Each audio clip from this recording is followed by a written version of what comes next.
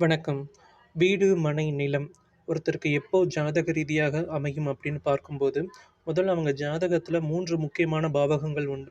4ஆம் பாவகம், 8ஆம் பாவகம், 12ஆம் பாவகம்.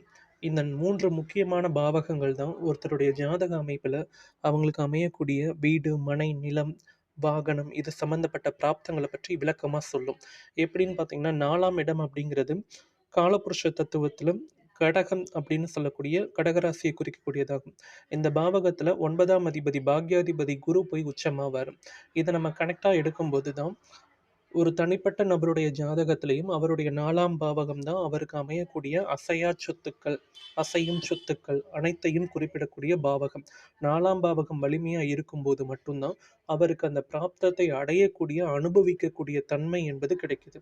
ஸோ 4ஆம் பாவகத்திற்கு திரிகோணங்கள் அப்படின்னு சொல்லக்கூடிய 4ஆம் இடத்திலிருந்து 5, 9ஆம் பாவகங்களா வரக்கூடிய இடங்கள் தான் 8, 12ஆம் பாவகங்கள்.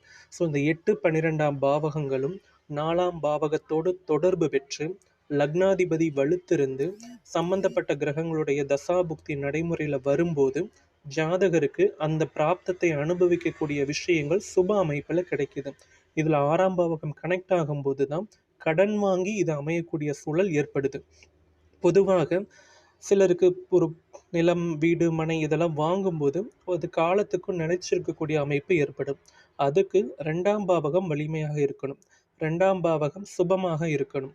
ஒருவேளை 2ஆம் பாவகம் கெட்டுப் போயும், 2ஆம் பாவகம் வலிமை இழந்து 2ஆம் அதிபதி வலிமை இழந்தாங்கன்னா, அத மறுபடியும் அவங்க கைகள்ல இருந்து பறிபோகக்கூடிய சூழலும் ஏற்படுகிறது.